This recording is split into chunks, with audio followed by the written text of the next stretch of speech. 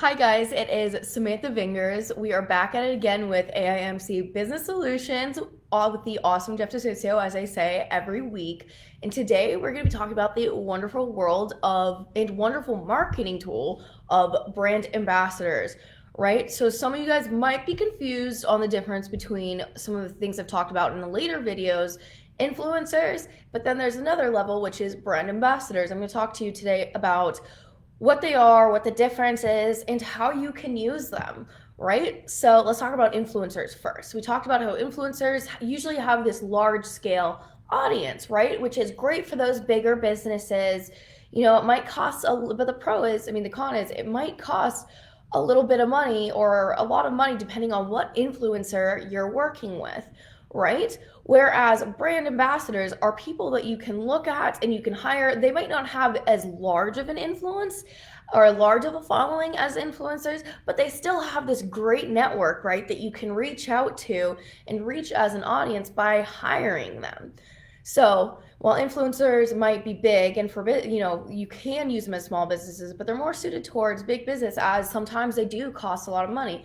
Whereas the great thing about brand ambassadors is even as a small business, you can hire or you can use brand ambassadors. It might be a college student like me. It might be somebody that you like. You can hire them because even if you're struggling to reach a broader audience, you're trying the best you can with your content posts, your hashtags, you're reaching out to them on various platforms, but you might be having a hard time reaching a new audience, right? So when you do your research, you can see now you have this opportunity to reach that brand ambassadors, all of their entire audience, and it brings more traffic to your page or to your flow, depending on what social media platform you are using. See, I've had this happen over Instagram many times, whether it's a collab with, Buddy Dog Bandana or a leggings company or a company called That's So Gay, which has these really awesome t-shirts.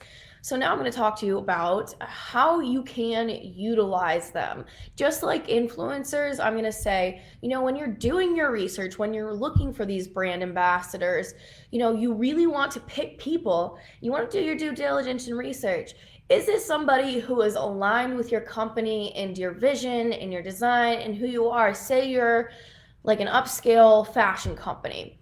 Is this somebody that you see who, is fashion forward? Does their fashion style fit the brand image that you are trying to portray? Because if you have, say you have a goth style, but, yours is more like New York street fashion, that's not going to align with you. So you want to be very careful about picking these people.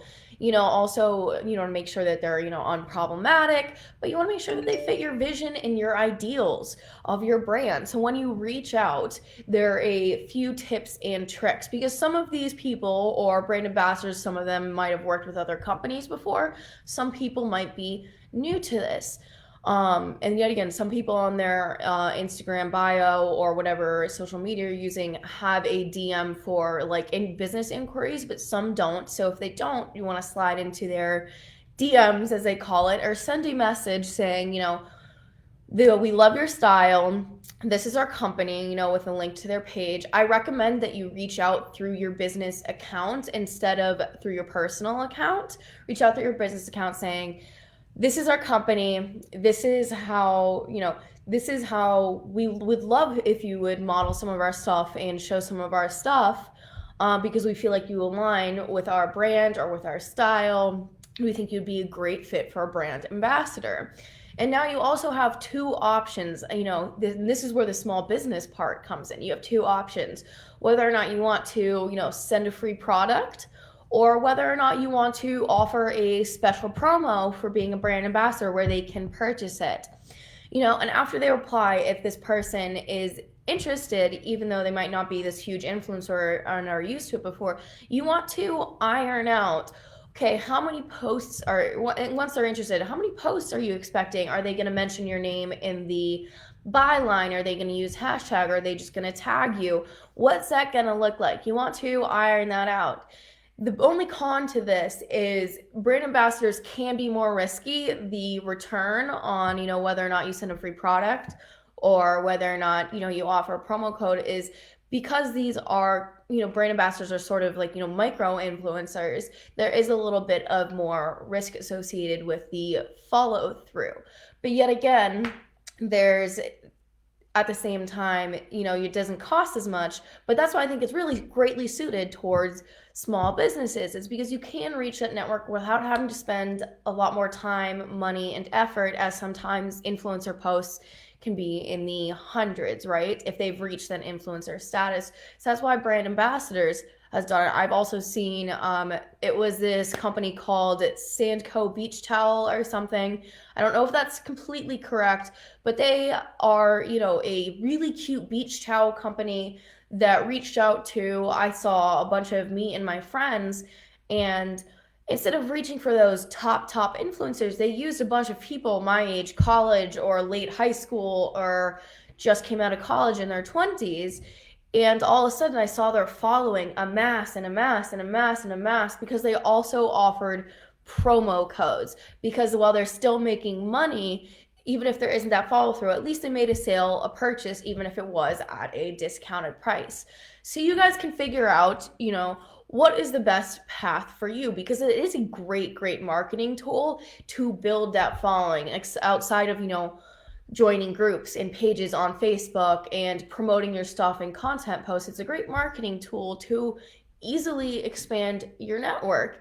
Whether or not you're a small business or a big business, you can still use brand ambassadors if you're a big business. You just have to figure out, is this person or is this page right for me? How do I get in contact? What's the deal you're going to make? What's the deal that you're going to broker with this person? Now, I hope you guys liked that little talk about brand ambassadors. You can ask me or Jeff if that is the right avenue for you, or how you go about choosing people and selecting people.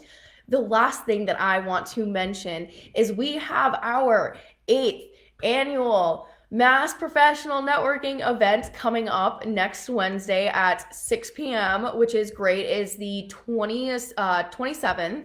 I hope you guys can all come and can make it. It looks like we're going to have a really great turnout, and I hope to see you guys there. I will put a link in the description down below of how you can sign up to this event. All right. Happy Friday, guys.